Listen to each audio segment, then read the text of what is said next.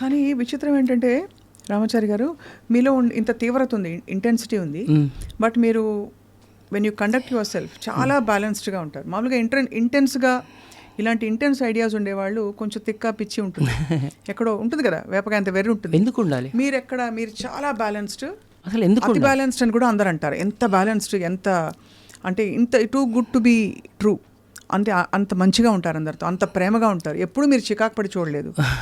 ఎప్పుడు ఇలా ఉంటే కూడా కొంతమందికి అపార్థం చేసుకుంటారు, ఏదో నేను నటిస్తున్నానని. ఇప్పుడు ఒకటి ఇప్పుడు కోపం ఉంది. కోపము ఏంటిది? మన ఇన్బ్యాలెన్స్ అవ్వడం, అంటే మనము బ్యాలెన్స్ కోల్పోతేనే కదా కోపం వస్తుంది. అది కోపం అనేది ఒక వ్యాధి లాంటిదని మనకు అర్థమైనప్పుడు ఎందుకు ఉంటుంది? నేను అనేది అది. ఇప్పుడు ఒక దాని గురించి అదేంటనేది మనకు అర్థమైతే అది చేయం మనం. నాకు తెలుసు చిరాకు ఎందుకు పడాలి. ఇప్పుడు నేను ఎప్పుడు చిరాకు పడతాను, పిల్లలకు నేర్పించేటప్పుడు పడాలి. వాళ్ళు ఎంత పిల్లలు, చిన్న పిల్లలు వాళ్ళు. నేనంత చిన్న పిల్లాడు ఉన్నప్పుడు టీచర్ చెప్పింది వెంటనే నేర్చేసుకున్నానా? అది ఆ రియాలిటీ నాకు తెలిస్తే నాకు చికాకు రాదు.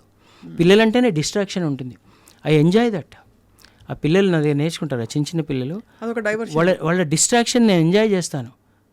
నేను ఎంజాయ్ చేయకపోతే, ఎందుకంటే వాడు ఆ ఏజ్ పిల్లాడు, వాడు అలాగే ఉండాలి. ఆ డిస్ట్రాక్షన్లోంచే నేను వాడిని అట్రాక్షన్లోకి తీసుకురావాలి, మ్యూజిక్లోకి. అది నా గోల్, అది నా టాస్క్. నాకు అది ఒక గేమ్. అది ఆ డిస్ట్రాక్టెడ్ పిల్లాడిని నేను వాడిని ఫోకస్లోకి తీసుకొచ్చి వాడికి ఒక మంచి పాట పర్ఫెక్ట్గా నేర్పించడం అనేది నా task. I'm playing that game, I'm enjoying it. నాకు ఎందుకు కోపం వస్తుంది వాడి మీద?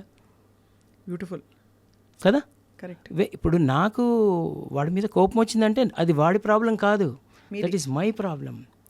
ఈ రియాలిటీ నాకు తెలిసినప్పుడు నాకు ఎందుకు కోపం వస్తుంది? జనరల్గా కూడా మీరు ఎప్పుడూ కంప్లైంట్ చేసి వినలేదు. నేను కంప్లైంట్ ఇది లేదు, అది లేదు, నాకు ఇది రాలేదు, ఇది జరగలేదు అని. అసలు కంప్లైంట్ ఎందుకు చేయాలి? కంప్లైంట్ ఎందుకు చేయాలంటే మనిషి అన్నాక ఎక్కడో అక్కడ బాధలు ఉంటాయి కదా, అయ్యో ఎక్స్పెక్టేషన్స్ ఉంటాయి, నేను ఇంత కష్టపడ్డాను, నాకు ఈ ఫలితం రాలేదని. ఐ నెవర్ సీన్, నేనే కాదు చాలామంది అంటారు ఈ మాట. మీరు ఎప్పుడూ పాజిటివ్గా అంటారు. మీకు ఆపర్చునిటీ రాలేదు, ఓకే ఫైన్, వచ్చింది, ఓకే గ్రేట్, వచ్చిన దాన్ని చూసుకోవాలి అంతే. ఇప్పుడు మనకి 20 వచ్చి ఒక 5 రాలేదనుకోండి, 25లో ఆ 5నే చూసుకొని ఎందుకు బాధపడాలి? 20 వచ్చాయి కదా, వాటిని చూసి ఎంజాయ్ చేయి. నేను ఏం అలవాటు చేసుకుంటానంటే, నాకు ఏది ఉందో దాన్ని చూసి ఎంజాయ్ చేస్తాను. దేవుడు నాకు ఏది ఇచ్చాడు, ఇది కూడా లేని వాళ్ళు ఎంతమంది ఉంటారు? కరెక్ట్. నాకు ఎందుకు ఇవ్వలేదు? బోల్డ్ అంత ఇచ్చాడు. ఈరోజు నన్ను ఇక్కడ కూర్చొని ఇంటర్వ్యూ ఎందుకు చేస్తున్నాను? నాకు కొంత ఇచ్చాడు కాబట్టే కదా. డెఫినెట్గా. సో ఇది ఇవ్వడం కాదా?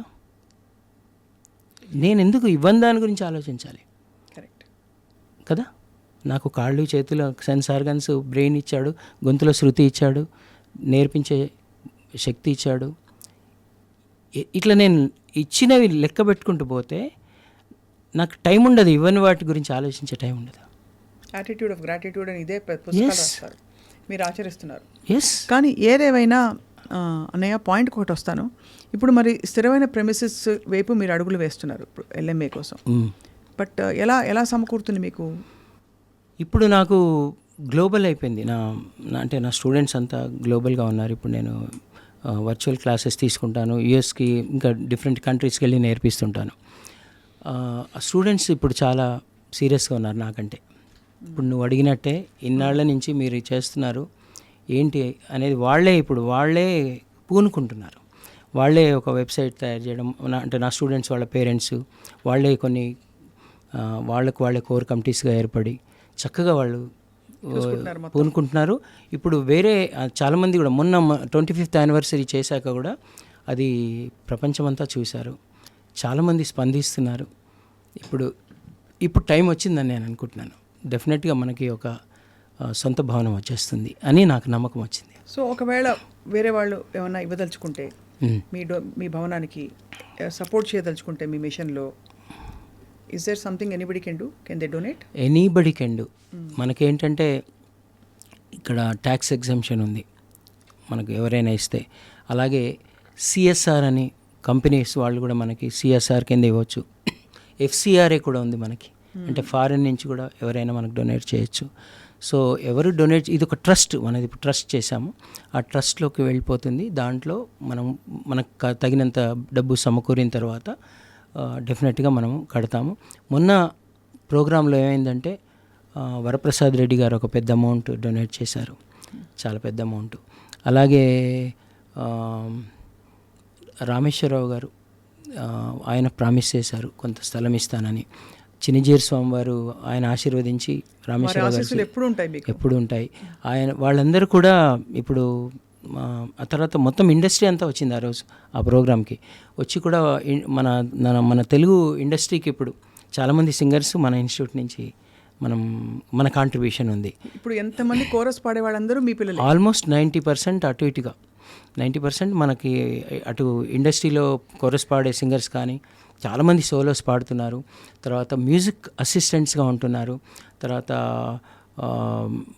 రియాలిటీ షోస్లో చాలామంది పిల్లలు సెలెక్ట్ అవుతున్నారు. ఒక 75% ఒక్కొక్క రియాలిటీ షోలో సెలెక్ట్ అవుతున్నారు.